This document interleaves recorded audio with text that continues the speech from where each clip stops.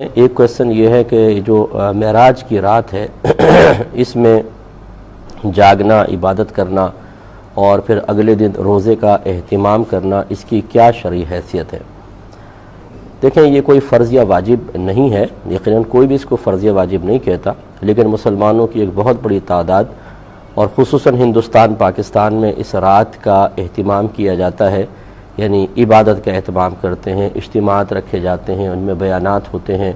اسی طرح نعتیہ محافل کا انعقاد ہوتا ہے اور اگلے دن لوگ روزے کا اہتمام بھی کرتے ہیں۔ اگر انہیں لازم و ضروری نہ سمجھا جائے، اس طرح لازم و ضروری سمجھنے کا مطلب ہمیشہ یاد رکھیے گا یہ ہوتا ہے کہ اگر نہیں کرو گے تو گناہگار ہوگے،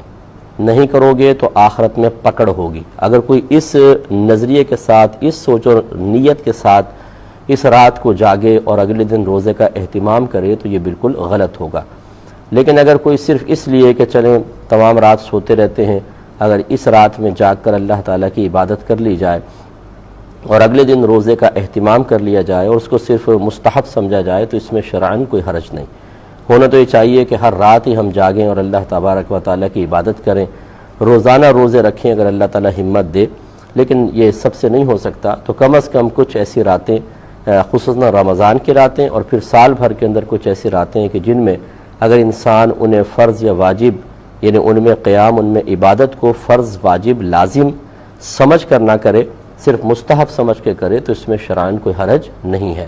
بعض لوگ کہتے ہیں اس رات میں جاگنے کی کوئی فضیلت بیان کریں، اگلے دن روزہ رکھنے کی کوئی فضیلت، تو ایسی کوئی فضیلتیں قرآن و حدیث میں بیان یقیناً نہیں ہوئی ہیں، اگرچہ منع بھی نہیں کیا گیا ہے، تو یوں نہ تلاش کریں۔ پھر یہ ہوتا یہ ہے کہ جب آپ اس طرح کے کویسچنز کرتے ہیں،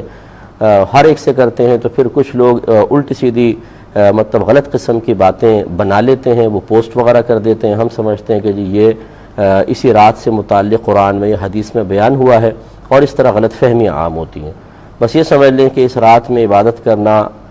فرض یا واجب نہیں تو منع بھی نہیں، تو اگر کوئی کرنا چاہے بہت اچھی بات ہے، جو نہ کرنا چاہے ساری رات سوتا رہے اسے کوئی ملامت نہیں۔ اگلے دن روزہ رکھنا چاہیں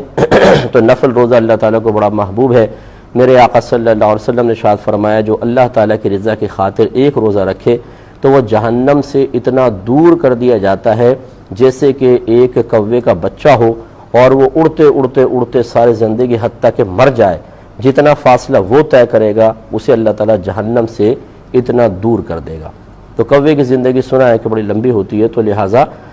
یہ سمجھانا مقصود ہے ایک حصی مثال کے ذریعے کہ اللہ تعالیٰ ایسے شخص کو جہنم سے بہت دور کر دیتا ہے۔ تو آپ یہ کہہ سکتے ہیں اگر کوئی کل کا روزہ یعنی معراج کی رات سے اگلے دن روزہ رکھتا ہے تو اس کو اللہ تعالیٰ یہ اجر و ثواب بھی، برکات سے بھی نواز دے گا۔